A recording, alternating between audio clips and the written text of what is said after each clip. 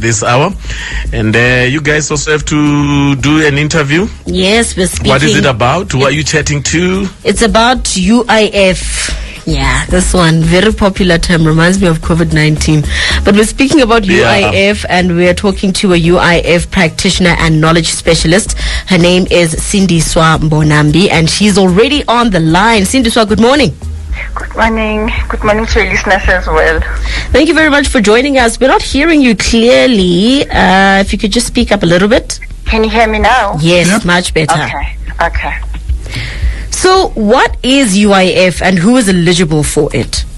Okay, UIF is a unemployment insurance fund, more like an umbrella for rainy days. And those who are eligible for it are the foreign nationals who have a valid work permit in South Africa, people who are on internship, people who are working for private companies, people who are working more than 24 hours per month, people who are working for domestic workers. And those who don't qualify are people who are earning on commission, people who are working for the government, municipalities or ministers. They do not qualify, unfortunately, for UIF. And Sindiswa, what is the responsibility of an employer after the termination of service of a worker? Okay, the employer responsibility starts when they start operating and have employees. It does not start when they terminate you.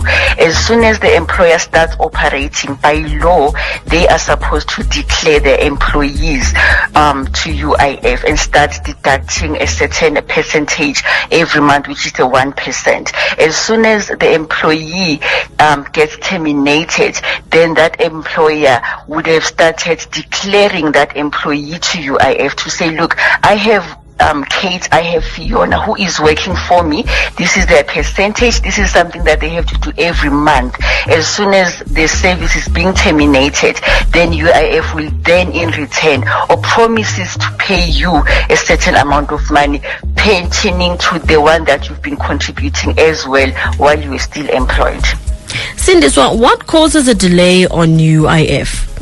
And I know this one frustrates a lot of applicants. It's because the applications are not perfect. Now, what are we talking about when we talk about perfect application, or UIF rather, when they talk about perfect application?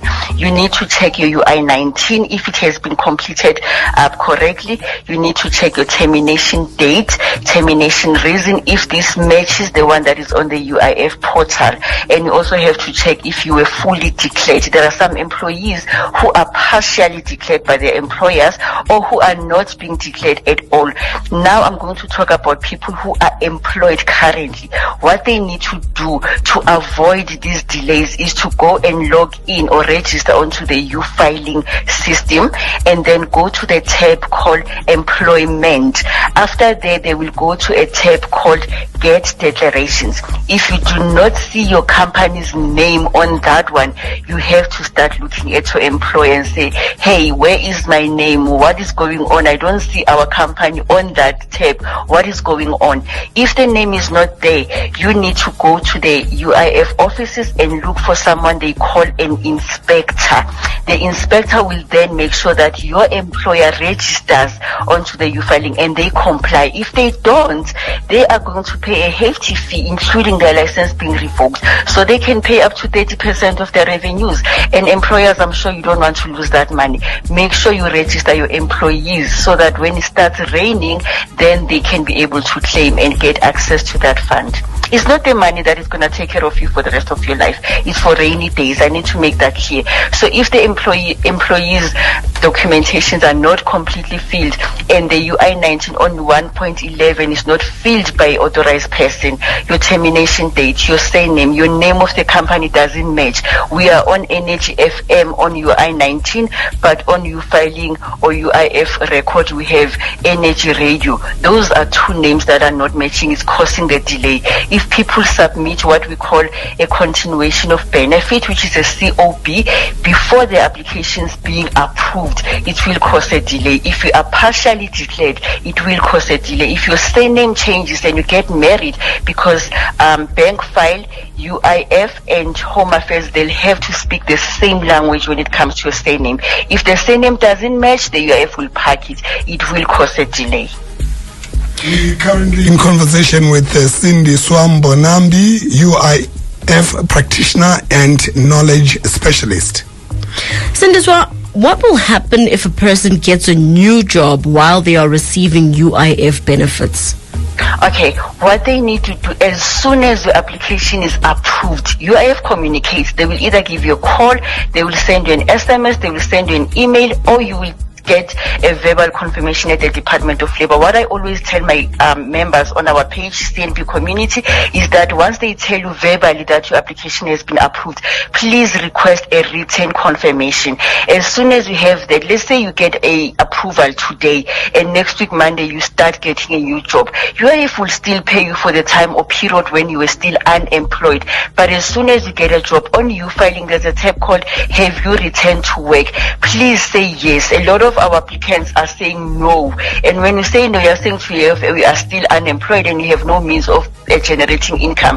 And then once you continue getting that benefit, once you claim again later, UIF will pick up your ID to say, no man, this person we've paid. So as soon as you get employment, you will still be paid. When they say, have you returned to work, please say yes. They will use their own discretion whether to continue paying you or not.